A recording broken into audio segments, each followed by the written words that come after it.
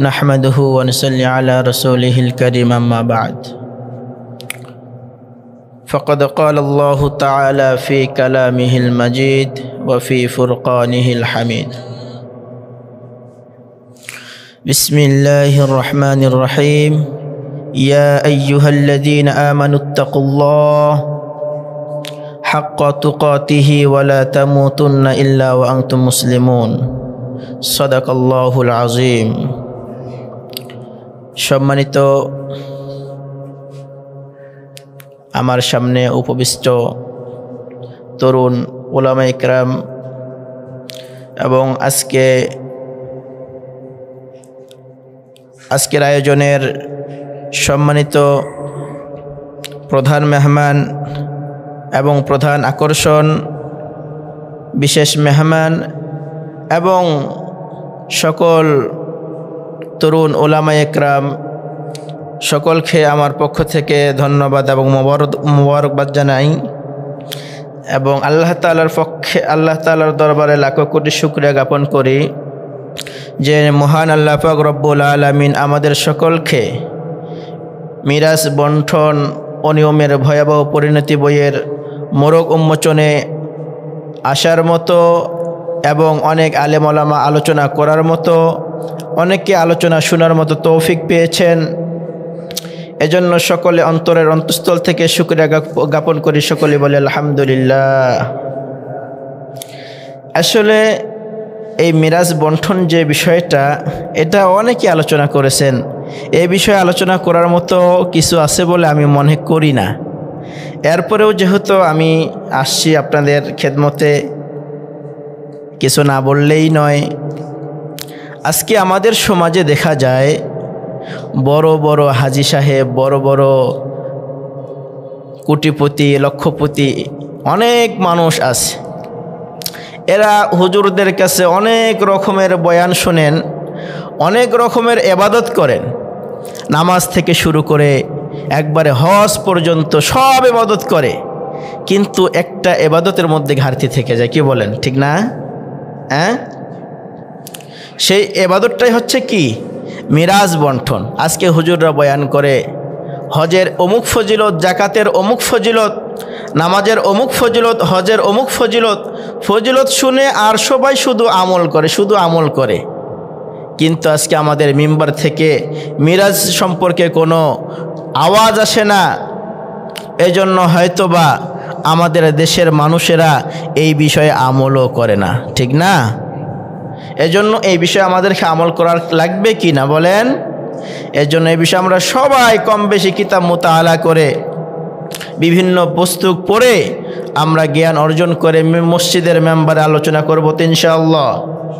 আল্লাহ তাআলা বলেন, ইয়া আইয়ুহাল্লাযীনা আমানুত্তাকুল্লাহ, হে ঈমানদারেরা তোমরা আল্লাহ তাআলাকে ভয় করো। আল্লাহ তাআলাকে কি করো? ভয় করো। এজন্য আমরা আল্লাহ তাআলাকে ভয় করি বলে নামাজ পড়ি। আমরা যদি নামাজ না পড়ি তাহলে বলে এ বেনামাজি, জাহান্নামের খড়ি অনেকে বলে। এজন্য আমরা নামাজ পড়ি, জাহান্নামকে ভয় করি, আল্লাহ তাআলাকে ভয় করি, কারণ আমরা জানি নামাজ না পড়লে আল্লাহ তাআলা অমুক শাস্তি দিবে, ঠিক না? এরপরে রোজা না রাখলে অমুক শাস্তি হবে, আল্লাহ তাআলা শাস্তি দিবে। এই বিষয়ে আমরা আল্লাহ তাআলাকে ভয় করি, সব বিষয়ে ভয় করি, কিন্তু ভাই বোনকে যে হক দিতে হবে এই বিষয়ে আমরা আল্লাহ তাআলাকে ভয় করি না, ঠিক না? এই বিষয়ে ভয় করা লাগবে কি না? আল্লাহ তাআলা বলেন, ইয়া আইয়ুহাল্লাযীনা আমানুত্তাকুল্লাহ, হে ঈমানদারেরা তোমরা আল্লাহ তাআলাকে ভয় করো। কিভাবে ভয় করতে হবে? যে আল্লাহ তাআলাকে প্রত্যেকটা সেক্টরে, প্রত্যেকটা বিষয়ে, প্রত্যেকটা জায়গায় আল্লাহ তাআলাকে ভয় করতে হবে। এরপর আল্লাহ তাআলা কি বলতেছেন? তোমরা পরিপূর্ণ মুসলমান না হয়ে মৃত্যুবরণ করো না, এরকম না একটা। এখন পরিপূর্ণ মুসলমান কেমনে আমরা হব বলেন? ইসলামের জন্য মিশকাত শরীফের প্রথম হাদিসে জিব্রাইল বলা হয়, হাদিসে উম্মুল হাদিসও বলা হয়। এই হাদিসের মধ্যে আল্লাহ রসুল সাল্লাল্লাহু আলাইহি ওয়াসাল্লামকে জিব্রাইল আমিন আলাইহিস সালাতু ওয়াস সালাম প্রশ্ন করেছিলেন যে ইয়া মুহাম্মদ আখবিরিনি আনিল ইসলাম, যে আমরা যে মুসলমান পরিপূর্ণ হব, ইসলামের বহু বচন তো মুসলমান না, যে ইসলাম পালন করে তাকে মুসলমান বলে না। তো মুসলমান কেমন হবে, ইসলামটা কি জিনিস? ইয়া মুহাম্মদ আখবিরিনি আনিল ইসলাম, হে মুহাম্মদ ইসলাম কি জিনিস আমাকে যদি বলো তাহলে ভালো হয়। প্রশ্ন করেছে কে? হাদিসটা অনেক লম্বা, বলার মতো সময় নেই। তা আল্লাহ রসুল সাল্লাল্লাহু আলাইহি ওয়াসাল্লাম সেখানে বলছেন, আনতা শাহাদু আল্লা ইলাহা ইল্লাল্লাহ ওয়া আন্না মুহাম্মাদান আবদুহু ওয়া রাসূলুহু ওয়া আন তুকিমাস সালাত ওয়া তুতিয়াজ যাকাত ওয়া তাসুমু রমাদান ওয়া তুহুজ্জাল বাইতা ইন ইসতাতা'তা ইলাইহি সাবিলা। এইটা বলার পরে জিবরাইল আলাইহিস সালাতু ওয়াস সালাম বললেন, ক্বালা সাদাকতা ইয়া মুহাম্মদ, হে মুহাম্মদ তুমি সত্য বলেছ, এটার নাম ইসলাম। মুফতি আজম মুফতি ফয়জুল্লাহ সাহেব রহমতুল্লাহি আলাইহির একটা কিতাব আছে, ওই কিতাবের মধ্যে উনি বলতেছেন জাকাতের কথা আছে না, এই জাকাতের মধ্যে জাকাতের সাথে মিরাজকে তিনি উদাহরণ দিয়েছে যে জিবরাইল আলাইহিস সালাতু ওয়াস সালাম এখানে বলছেন ইসলাম কি জিনিস, আল্লাহ রসুল 5টা বিষয়ের মধ্যে সীমাবদ্ধতা রাখছেন, তাই না? ইসলাম 5টা জিনিসের মধ্যে সীমাবদ্ধ না? নামাজ, জাকাত, প্রথমে ঈমান, নামাজ, জাকাত, রোজা, হজ। এই মুফতি আজম মুফতি ফয়জুল্লাহ সাহেব রহমতুল্লাহ আলাইহি বলেন জাকাত এবং হজ এই দুইটার মধ্যে আরেকটা বিষয় রয়ে গেছে, সেটা হচ্ছে মিরাজ। সেটা কি? মিরাজ। তো আমরা পরিপূর্ণ মুসলমান হওয়ার জন্য হজ করি, পরিপূর্ণ মুসলমান হওয়ার জন্য জাকাত দেই, কিন্তু পরিপূর্ণ মুসলমান হওয়ার জন্য বোনকে মিরাজ দেই না, বাফেরা ফুফুরে মিরাজ দেয় না, তাই না? এটা কি জন্য? এটার আলোচনা হয় না, বেশি বেশি আলোচনা হয় না, এই জন্য। আচ্ছা বলেন, আল্লাহ তাআলা বললেন তোমরা পরিপূর্ণ মুসলমান না হয়ে মৃত্যুবরণ করো না, তাহলে মিরাজটা তো একটা মুসলমানের একটা অংশ না, অংশ কি না? তাহলে এই মিরাজটা যদি আমরা আদায় না করি তাহলে আমরা কি পরিপূর্ণ মুসলমান হয়ে মৃত্যুবরণ করতে পারবো? একটা মানুষকে কি বলা হয়? মানুষ বলা হয় না? কিন্তু মানুষটা যদি একটা হাত না থাকে, একটা পা না থাকে, একটা চক্ষু না থাকে, তাকেও কিন্তু মানুষ বলা হয় কি না? কিন্তু তাকে কি বলা হয়? প্রতিবন্ধী মানুষ, তাই না? কি বলেন? আমরা মানুষকে ঢালাওভাবে মানুষ বলি, কিন্তু যার মধ্যে একটা চোখ থাকে না, যার মধ্যে হাত থাকে না, তাকে আমরা প্রতিবন্ধী বলি। আল্লাহ তাআলা বলছে যে তোমরা পরিপূর্ণ মুসলমানিত্ব অর্জন না করে তোমরা মৃত্যুবরণ করো না। যেহেতু আমাদের মধ্যে সব আছে কিন্তু মিরাজ নাই, তাহলে আমরা কি পরিপূর্ণ মুসলমান নাকি প্রতিবন্ধী মুসলমান? কি বলেন? কথার যুক্তিটা কি বলে? এটাই তো বলে নাকি? তাহলে এই প্রতিবন্ধী মুসলমান হয়ে মরলে জান্নাতের আশা করা যায়? কি বলেন? একটা প্রতিবন্ধী মানুষ, সে মায়ের গর্ভ থেকে যদি পা নিয়ে না আসে, সে কি দুনিয়াটাকে উপভোগ করতে পারে? কি বলেন? তার কষ্টের সীমা নাই, তাই না? সে ইচ্ছা করলে বাজারে যাইতে পারে না, সে ইচ্ছা করতে চাইলে সে যে কোনো জায়গায় যাইতে পারে না। কারণ কি? সে প্রতিবন্ধী, তার 2টা পা নাই, মায়ের গর্ভ থেকে সে পা নিয়ে আসে নাই। তাহলে আমরা যদি প্রতিবন্ধী ইসলাম নিয়ে মুসলমানিত্ব অর্জন করে যদি মারা যাই, আমরা কি জান্নাত উপভোগ করতে পারবো? এটা কি আপনাদের বিশ্বাস হয়? কি বলেন? এজন্য ভাই, এই মিরাজটাকে আমাদের সবার মধ্যে অর্জন করতে হবে, তাই না? এজন্য আমরা নিজেরাও আমাদের বোনদের মিরাজ আমরা দিব, এবং এই মিরাজ নিয়ে আমরা মসজিদের মেম্বার থেকে ধ্বনি দিব, এই মিরাজ নিয়ে আমরা বিভিন্ন সেমিনার থেকে আওয়াজ তুলব, বিভিন্ন মাহফিলে বয়ান করব, বক্তব্য দিব। ইনশাল্লাহ দেখবেন প্রত্যেক ঘরে ঘরে আবার মিরাজ চালু হয়ে গেছে, ঠিক না? এজন্য আমরা সবাই মিরাজ সম্পর্কে ইলম অর্জন করব তো ইনশাআল্লাহ। আর একটা বিষয় আমার কাছে খুব খারাপ লেগেছে, যেটা না বললেই নয়। কোনো সেমিনারে দাঁড়াইয়ে, কোনো সেমিনারে উঠে কোনো আলেমকে খাটো করা কি না উচিত নয়, এটা কাম্য না। আমিও একজন আলেম, আপনিও একজন আলেম, আমরা সবাই আলেম না? কিন্তু অমুকে সেটা পারে না, অমুকে এইটা পারে না। ভাই, এই সমস্ত বিষয় থেকে আমরা বিরত থাকবো না? এটা কিন্তু খুব খারাপ একটা বিষয়, এটা একটা সমালোচনা না? গীপত কাকে বলে? গীপত বিষয়ে আমাদের জানার কিছু দরকার আছে না? গীপত, এইটা আমরা যেটা আলোচনা করি, বয়ানে উঠে আমরা গীপত শুরু করি, এটা ঠিক না। ভাই, আপনারা সবাই জোয়ান মানুষ, আপনাদের রক্তের গরম আছে না? স্টেজে উঠলে স্টেজ গরম করে দেওয়া সম্ভব হয়, কিন্তু আসলে আমি কি বলতেছি, আমার কথা আমার কতটুকু ক্ষতি করতেছে সেটার দিকে খেয়াল রাখতে হবে। আসলে আমি ছোট মানুষ, আমি নসিহত করার উপযোগী না, কিন্তু এগুলো আসলে বলার লাগতেছে আমাকে।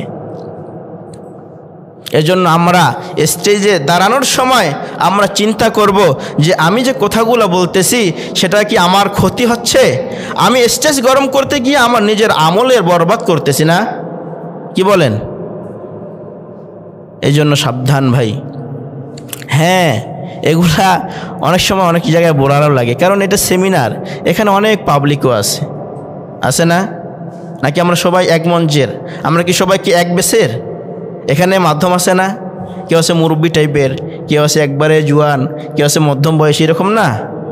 তাহলে আমরা যে ঢালাওভাবে যখন বয়ান করি তখন মুরব্বীদের কাছে কষ্ট লাগে।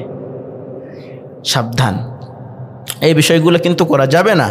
যাক, যে বিষয়টা আল্লাহ তাআলা বলছে যে তোমরা পরিপূর্ণ মুসলমানিত্ব অর্জন না করে মৃত্যুবরণ করিও না। কেন? যদি মৃত্যুবরণ করে তাহলে সে জান্নাত পাবে না।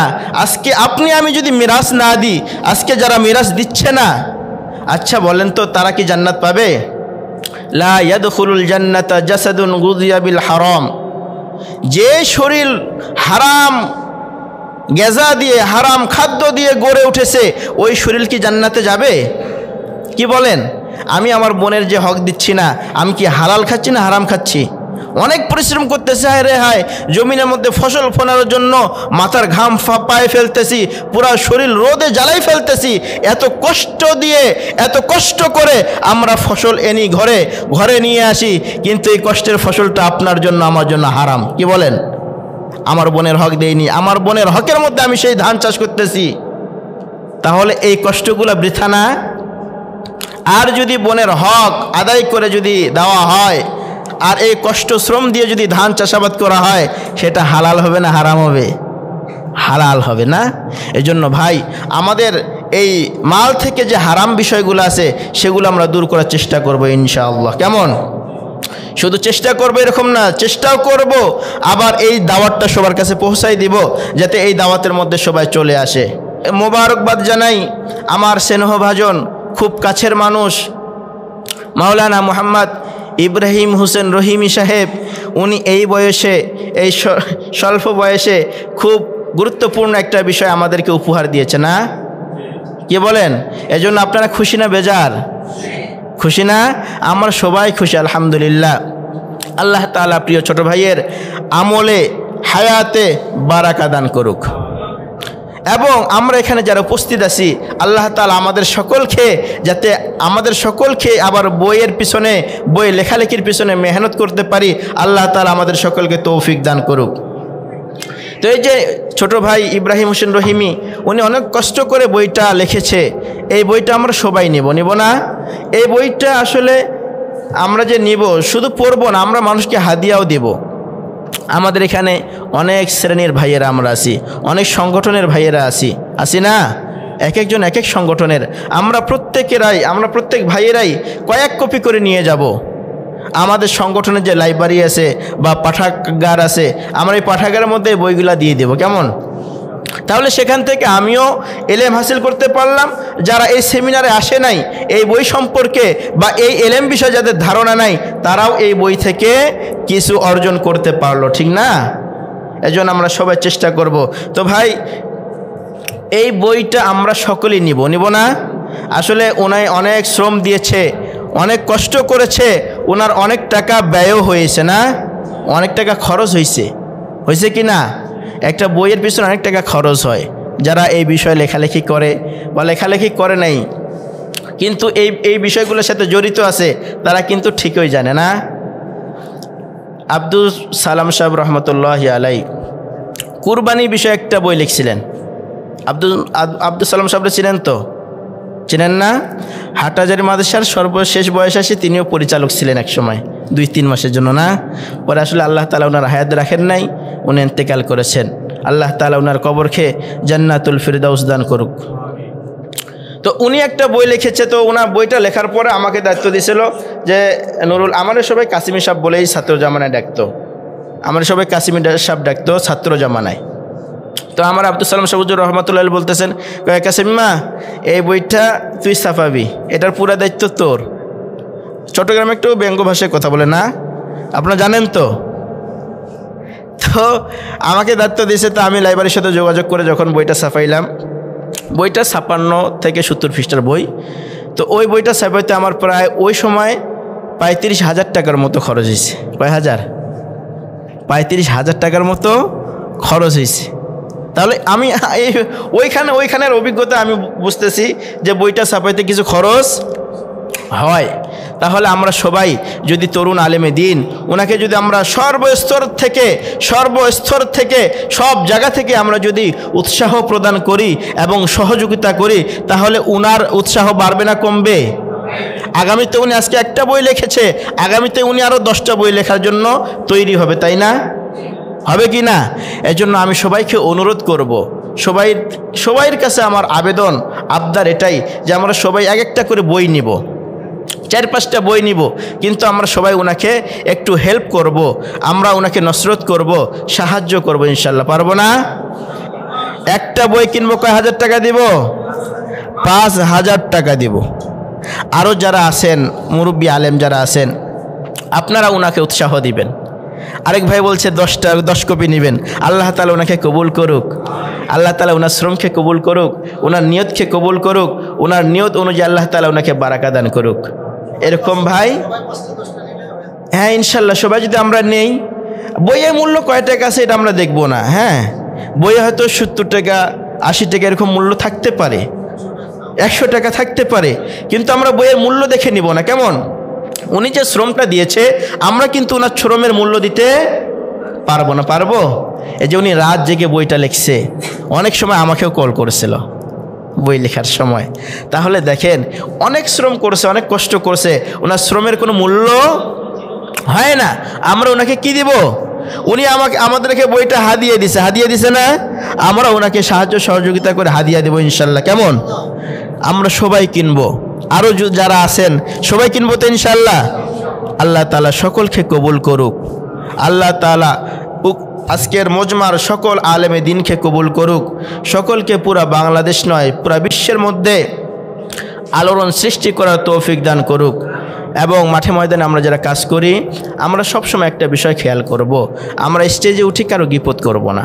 এই বিষয়টা আমরা সর্বোচ্চ খেয়াল রাখতে হবে। হ্যাঁ, আমরা যারা অনেকে শিল্পী আছে, আলহামদুলিল্লাহ ভাইয়ের গজল আমার কাছে অনেক সুন্দর লেগেছে। আমার শ্রদ্ধাভাজন হয়তো বড় হতে পারে, ছোটও হতে পারে। ভাই 70টা কবিতা লিখছেন না? আল্লাহ তাআলা ওনাকেও এই বইয়ের আকারে আনা তৌফিক দান করুক। ওনার বইয়ের মোরগ উন্মোচনে আমরা আসবো ইনশাল্লাহ সবাই। কেমন?